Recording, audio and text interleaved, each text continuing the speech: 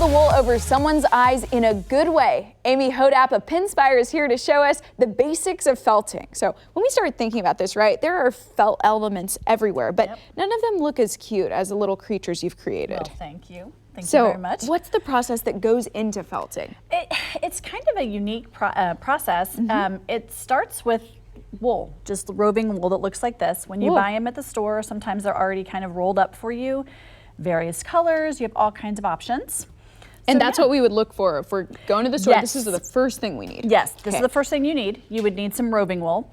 And like I said, comes in packages, different colors, ordered online, craft stores. You also need a felting needle. Okay, so important. These are very sharp, very sharp. Okay, and why are they so sharp? Because I'm catching some edges here. Yes, those are barbed edges on the needle, so like barbed wire. Barbed wire. So what happens? We're using it. I know, we're using barbed wire in a good way. So it's very sharp because what it's going to do, so when you take your roving yarn, roving wool, it's going to catch it as you push it down in. So it's going to basically end up pushing your felt down into itself. Okay, so it's like you're sort of needling the wool to create a shape. And the one we're working with is this green little clover? Yeah, you can use any shape cookie cutter.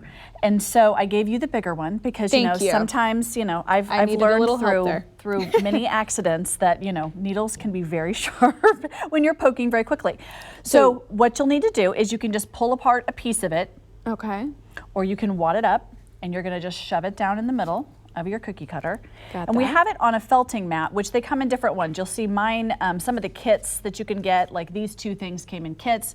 It sometimes comes with this. So really, it'll show us how to make a fox or make a little whale from a kit. It is step by step. The kits you can it will literally show you how to step through each of them with, when you're kind of free forming, like let's say you decide I want to make a garland of some sort, you grab a cookie cutter shape, a shamrock, a clover, a heart, whatever you would like to do. Just what you're doing. So you're just going to hold it down and you're going to push it. If you look and see, you have a piece of felt on top of yours already.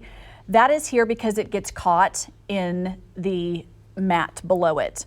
So from time to time, you're going to want to, and as you see, it's starting to push it down in. So you're doing that design by pushing it down in with the felting needle. Okay, now I also wanted to ask you this, right? Because we're sort of massaging it into the correct shape. How long would this take to make? Depending on how quickly, you can go very gently. You can be like me and you're like, it's very therapeutic.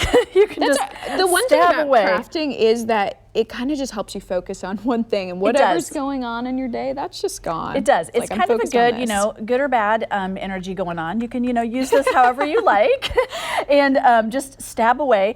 We're felting, no voodoo over here. Yes, exactly. It's all felting. It's all in good fun. The clovers themselves, I would say, depending on once you kind of get the hang of it, 30 minutes or so, but it also depends on how tight and how thick, because like if you feel some of the items, like this cactus is going to be super thick because you want it more steady and full, to where this little owl is kind of more squishy. Now, so the more you stick.